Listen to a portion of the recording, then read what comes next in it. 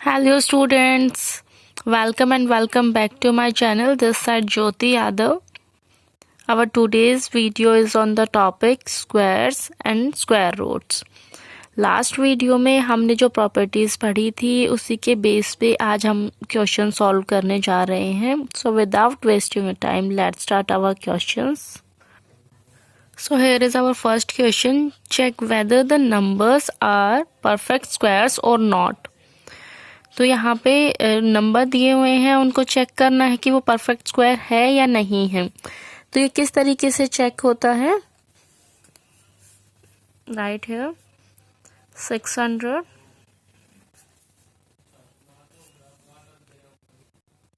जो prime factorisation method हमने पढ़ा हुआ है उसी से हम इसे सॉल्व करेंगे और फिर उसके बाद हम पेयर बनाएंगे. जो पेयर बन जाता है, अगर सारे पेयर्स बन जाते हैं तो वो एक परफेक्ट स्क्वायर होगा. अगर पेयर नहीं बनता है, कुछ इंडिविजुअल नंबर रह जाता है तो वो परफेक्ट स्क्वायर नहीं होगा. इसको सॉल्व कर लेते हैं. यहाँ 2, here is 150, अगेन 2, नाउ 75 अब ये 3 से हो जाएगा. देन 25, अब ये 5 से हो जाएगा. 5 1 5. तो अब हम इसके पेयर्स बना लेते हैं. पेयर्स कैसे बनेंगे यहाँ लिख लेती हूँ मैं. क्या आया है? 2 × 2 एंड 3 5 एंड 5. तो यहाँ 2 का पेयर बन गया है, 5 का पेयर बन गया है, लेकिन ये जो दो नंबर हैं इनकी पेयर नहीं बने हैं. तो 600 is not a perfect square. Okay, अगर यहाँ भी या तो यहाँ 3 आता या फिर यहाँ भी 2 आ जाता तो वो भी एक पेयर बना लेते और पेयर बन जाता तो फिर ये एक परफेक्ट स्क्वायर होता. ये एक परफेक्ट स्क्वायर है, मेरे को तो पता है, पर इसे सोल्व कैसे करेंगे, है ना? तो इसे भी सॉल्व करके देख लेते हैं, एक बार पता चल जाएगा. तो हमने वो पढ़े हुए हैं डिविजिबिलिटी रूल्स हम सब ने पढ़े हुए हैं. 2 से कौन सा होता है, 3 से कौन सा होता है ना? तो अब अगर आपने वो पढ़े हुए हैं तो ये प्राइम फैक्टराइजेशन आप फटाफट से कर सकते हो. Here is 81, then again 3, 2 और 7. ठीक है, फिर से 3 9, देन फिर से 3 3 1. तो अब यहाँ देखो पेयर बने हुए हैं 1 2 एंड 3. तो जो 729 है वो एक परफेक्ट स्क्वायर है. और किसका है ये भी आप बता सकते हो. 3 3 3 9, 9 3 27. तो ये 27 का परफेक्ट स्क्वायर है. 27 का जो स्क्वायर है वो होता है 729. Okay, now we have second question which is state with reason whether the following numbers are perfect squares or not. अब ये जो नंबर हमें दिए हुए हैं ये बताने हैं कि ये परफेक्ट स्क्वायर हैं या नहीं है. तो हमने लास्ट वीडियो में एक प्रॉपर्टी पढ़ी थी जिसके अंदर लिखा हुआ था कि जिसकी यूनिट डिजिट या फिर लास्ट डिजिट है वो 2 हो या फिर 3 हो, 7 हो या 8 हो, तो वो कभी भी एक परफेक्ट स्क्वायर नहीं बनाते हैं. तो here is 2 and here is 3, here is 7 and here is 8. तो ये 4 जो नंबर हैं वो परफेक्ट स्क्वायर नहीं बनाएंगे. तो इसका रीजन भी क्या हो जाएगा? जो नंबर हैं वो मतलब जो जिनका यूनिट डिजिट है वो 2 3 7 और 8 होता है, वो कभी भी एक परफेक्ट स्क्वायर नहीं बनाते हैं. आफ्टर दैट हमारे पास ये 2 नंबर बचते हैं. तो इसमें हमने क्या पढ़ा था? हमने एक और प्रॉपर्टी पढ़ी थी. 0 की जो नंबर होते हैं वो काउंट करने होते हैं. 0 अगर ओड नंबर में है तो वो कभी भी परफेक्ट स्क्वायर नहीं बनाएगी. अगर 0 इवन नंबर में है तो वो परफेक्ट स्क्वायर बनाएगी. तो यहाँ 0 का काउंट कितना है? सिर्फ 1. तो ये ओड हो जाएगा. यहाँ 1 2 3. तो ये भी ओड है, तो ये भी एक परफेक्ट स्क्वायर नहीं बनाएंगे. तो यहाँ जितने भी नंबर हैं वो परफेक्ट स्क्वायर नहीं है. I hope you get my point. 2, 3, 7 और 8 हैं, वो कभी भी एक परफेक्ट स्क्वायर नहीं बनाते हैं, और लास्ट में 0 आती हैं, ओड नंबर्स की 0 आती हैं, तो वो कभी भी परफेक्ट स्क्वायर नहीं बनाती हैं। Now moving to the next question which is what will be the units digit in the squares of the following numbers. यहाँ पे जो नंबर दिए हुए हैं इनका हमसे सिर्फ यूनिट डिजिट पूछा है, तो यूनिट डिजिट कैसे निकल जाएगा? यूनिट डिजिट से ही निकल जाएगा। तो यहाँ 1 का स्क्वायर क्या होता है? 1, तो यूनिट डिजिट भी क्या होगा? 1। ओके, यहाँ पे यूनिट डिजिट क्या है? 2, 2 का स्क्वायर क्या होता है? 4, तो यूनिट डिजिट भी क्या होगा? 4। हेयर इज 9, 9 का स्क्वायर होता है 81, तो यहाँ पे यूनिट डिजिट क्या हो जाएगा? 1, करेक्ट। अगेन 9, तो यहाँ भी यूनिट डिजिट 1। हेयर इज 7, 7 का स्क्वायर होता है 49, सो 9 है वो उसका यूनिट डिजिट हो जाएगा। हेयर इज 8, तो 8 का स्क्वायर होता है 64, तो यूनिट डिजिट 4 हो जाएगा। ऐसे ही यहाँ 0 है, तो 0 का स्क्वायर 0 ही होता है, तो यहाँ पे यूनिट डिजिट 0 हो जाएगा। 6 का स्क्वायर होता है 36, तो यूनिट डिजिट 6 हो जाएगा। यहाँ है 5 का यूनिट डिजिट 5 का स्क्वायर 25, तो यूनिट डिजिट 5 हो जाएगा। तो हमने इसमें क्या किया है? इस क्वेश्चन में सिर्फ हमने लास्ट डिजिट है उसका स्क्वायर करके देखा है, और हमें उसके स्क्वायर में भी हमें सिर्फ लास्ट डिजिट देखना है, सिर्फ यूनिट डिजिट देखना है, क्योंकि हमसे पूछा ही यूनिट डिजिट गया है। करेक्ट। आई होप आपको समझ आया होगा। Now moving to the next question, how many numbers lies between the squares of the following numbers. तो हमने एक प्रॉपर्टी पढ़ी थी, उसके अंदर क्या था? n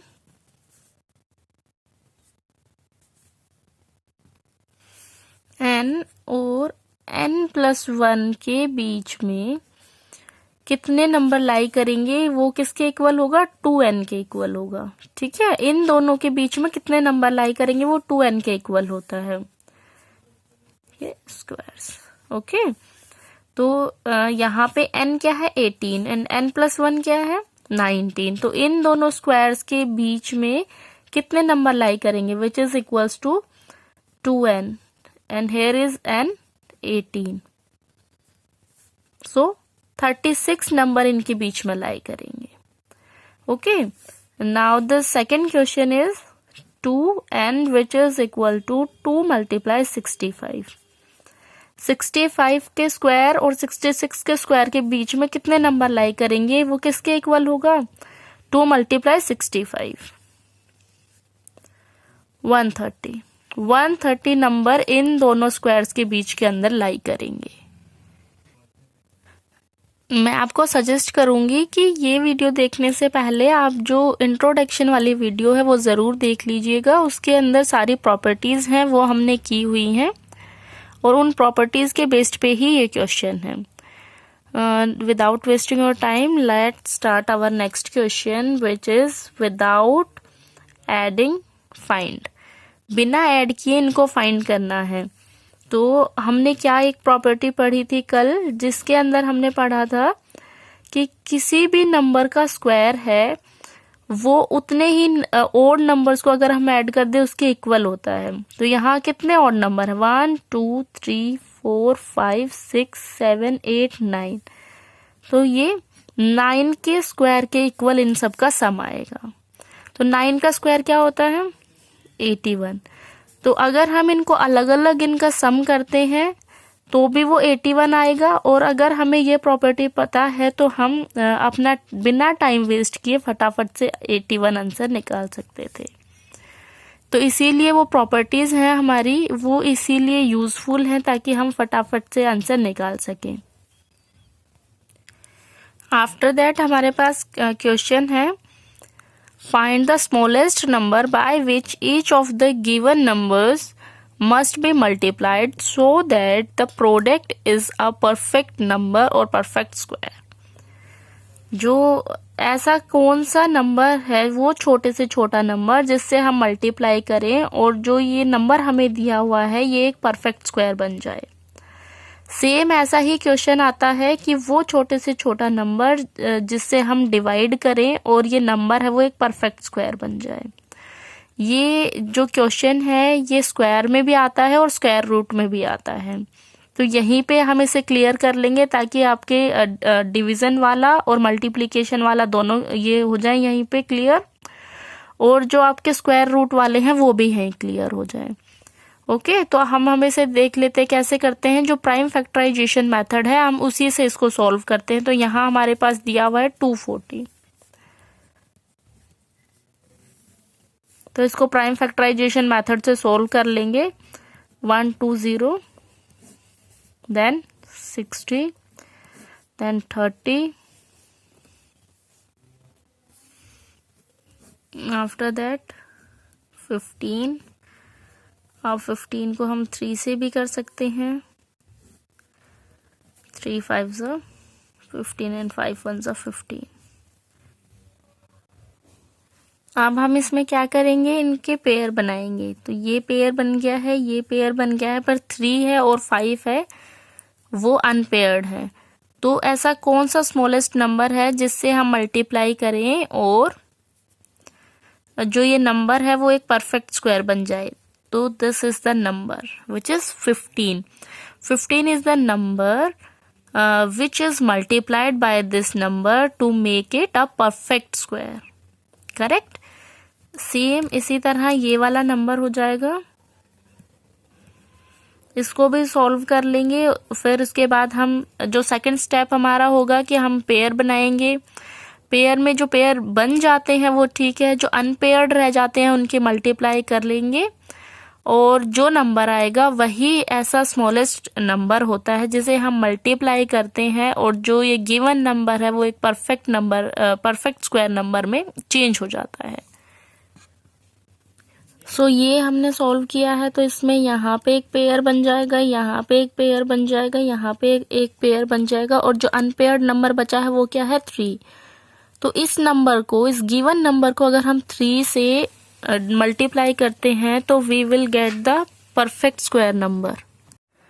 हमने क्या किया है यहाँ पे, जैसे मैंने बोला था मल्टीप्लिकेशन का, डिवीजन का और स्क्वायर रूट्स का यहीं पे क्लियर हो जाएगा। तो यहाँ पे 240 था, तो हमारे पास क्या नंबर बचा था जो अनपेयर्ड था, 15। तो इस गिवन नंबर को अगर हम 15 से डिवाइड करते हैं तो हमारे पास 16 आता है जो कि एक स्क्वायर नंबर है। 16 किसका स्क्वायर होता है, 4 का। अगर हम 240 को 15 से मल्टीप्लाई भी करते हैं तो क्या आता है हमारे पास, 3600, जो कि एक क्या है, परफेक्ट स्क्वायर नंबर है। और ये किसका होता है स्क्वायर, 60 का। तो कहने का ये मतलब है जो अनपेयर्ड नंबर है उसको हम गिवन नंबर में से अगर डिवाइड करें तो भी हमें एक परफेक्ट स्क्वायर नंबर मिलेगा, अगर हम मल्टीप्लाई करें तो भी हमें एक परफेक्ट स्क्वायर नंबर मिलेगा। इसी तरीके से जो ये हमारा दूसरा एग्जाम्पल था, इसमें भी जो हमारा गिवन नंबर था 432, उसको अगर हम अनपेयर्ड नंबर से जो कि 3 था उससे डिवाइड करते हैं तो हमें आंसर मिलता है 144, which is a perfect square number. वो किसका होता है स्क्वायर नंबर, 12 का। इसी तरीके से अगर हम गिवन नंबर को 3 से मल्टीप्लाई भी करते हैं तो हमें क्या मिलता है, 1296, जो कि 36 का स्क्वायर वो होता है, स्क्वायर नंबर होता है। तो यहाँ पे जो अनपेयर्ड नंबर हमें मिलेगा उससे हम मल्टीप्लाई भी करेंगे तो भी हमें परफेक्ट स्क्वायर नंबर मिलेगा और डिवाइड करेंगे तो भी हमें एक परफेक्ट स्क्वायर नंबर मिलेगा। Now moving to the next question which is which of the following sets of 3 numbers form a pythagonal triplet। Pythagonal triplet में क्या होता है, जो सबसे बड़ा नंबर होता है विच इज, यहाँ पे क्या है सबसे बड़ा नंबर 10, उसका स्क्वायर इन दोनों के स्क्वायर्स के इक्वल होना चाहिए। अगर ये इक्वल आता है तो ये ट्रिपलेट बनाता है, अगर ये इक्वल नहीं आता तो ये ट्रिपलेट नहीं बनाता है। तो what is the square of 10, 100, square of 6, 36 and square of 8 is 64। इनको ऐड करेंगे तो 100 आना चाहिए, 100 आ जाएगा तो ये एक ट्रिपलेट बनाएगा। इसका दूसरा एग्जांपल हम ले लेते हैं। तो इसमें सबसे बड़ा वाला ग्रेटेस्ट नंबर कौन सा है? 12। 12 का स्क्वायर 7 के स्क्वायर प्लस 9 के स्क्वायर के इक्वल आना चाहिए। तो 12 का स्क्वायर क्या होता है? 144। 7 का स्क्वायर 49 और 9 का स्क्वायर 81। तो 144 तो 130 के इक्वल नहीं होता है, तो ये ट्रिपलेट नहीं बनाता है। ओके, तो जो ये हमारा क्वेश्चन था कि इनमें से कौन सा सेट है वो ट्रिपलेट बनाता है, तो ये वाला सेट तो ट्रिपलेट बनाता है और ये वाला सेट ट्रिपलेट नहीं बनाता है। तो ये वाली प्रोसेस आपको समझ आ गई होगी। जो भी गिवन नंबर्स में जो सबसे बड़ा नंबर होता है उसका स्क्वायर होता है वो इक्वल होता है दोनों नंबर के स्क्वायर के सम के। ओके, उसके बाद जो हमारा नेक्स्ट क्वेश्चन है, observe the following pattern and supply the missing digit. जो ये पैटर्न बनाया हुआ है इसे ध्यान से देखना है और जो हमारे फिलअप्स हैं उनको फिल करना है। तो इसमें क्या है, 11 का स्क्वायर 121, बीच में एक 0 आ गई तो इन दोनों के बीच में भी एक 0 आ गई है। फिर 2 0 आ गई हैं तो 2 0 इधर और 2 0 इधर। फिर बीच में 3 0 आई हैं तो 3 0 इधर है और 3 0 इधर है। अब 1 2 3 4, अब 4 0 है तो यहाँ 1 2 3 4, आफ्टर दैट 2, फिर 1 2 3 4, देन 1। यहाँ पे 1 2 3 4 5, अब 5 है तो 1 2 3 4 5, देन 2, 1 2 3 4 5, देन 1। तो ये हमारे जो पैटर्न है वो कंप्लीट हो गया है, ये जो दोनों हमने सॉल्व किए हैं। नेक्स्ट क्वेश्चन में भी सेम दिया हुआ है, using the given pattern find the missing numbers. ये पैटर्न है, पहले इसे ध्यान से देखेंगे, उसके बाद जो मिसिंग नंबर है उसको यहाँ पे लिखेंगे। तो फर्स्ट में इन्होंने क्या दिया हुआ है, 1 का square plus 2 square plus 2 square is equal to 3 square. After that 2 का स्क्वायर प्लस 3 का स्क्वायर प्लस 6 का स्क्वायर इज इक्वल टू 7 का स्क्वायर। थर्ड में इन्होंने दिया हुआ है 3 का स्क्वायर प्लस 4 का स्क्वायर प्लस 12 का स्क्वायर इज इक्वल टू 13 का स्क्वायर। तो what you observe from this, जो ए है उसका स्क्वायर प्लस बी का स्क्वायर प्लस ए बी का square is equal to A B plus 1 का स्क्वायर, राइट, यही है ना। जैसे यहाँ पे ये ए का स्क्वायर प्लस बी का स्क्वायर प्लस सी का square is equal to D का स्क्वायर। तो ये जहाँ पे जो सी है वो किसके इक्वल है, ए और बी के मल्टीप्लाई के इक्वल सी है ना। और उस मल्टीप्लाई में अगर हम 1 ऐड कर देते हैं तो वो डी के इक्वल आ जाता है। जैसे यहाँ पे 3 था, 3 का स्क्वायर प्लस 4 का स्क्वायर, 3 4 12, तो यहाँ पे 12 का स्क्वायर आ गया। और सी में अगर 1 ऐड कर दें तो वो 13 हो गया, वो डी के बराबर हो गया। ठीक है, अब हमें ये वाला सॉल्व करना है, तो हम कैसे करेंगे, 4 का स्क्वायर प्लस 5 का स्क्वायर। अब यहाँ क्या आएगा, ए बी का स्क्वायर, मतलब 4 5 20 का स्क्वायर, फिर c प्लस 1 21 का स्क्वायर, तो यहाँ क्या आएगा 20 का स्क्वायर, करेक्ट। आफ्टर दैट यहाँ क्या आएगा, अगर मैं 30 को 5 से डिवाइड करती हूँ तो क्या आना चाहिए, 6 का स्क्वायर।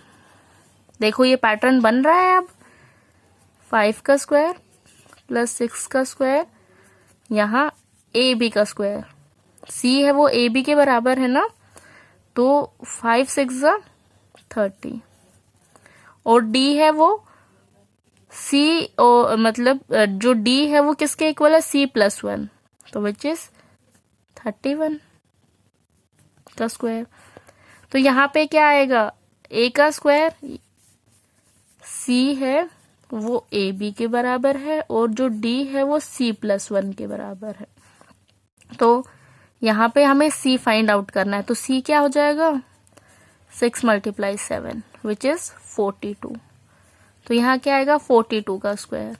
और D क्या है, जो C आया है उसमें 1 ऐड करना है विच इज इक्वल टू 43। तो यहाँ क्या आएगा 43 का square. I hope you get my point.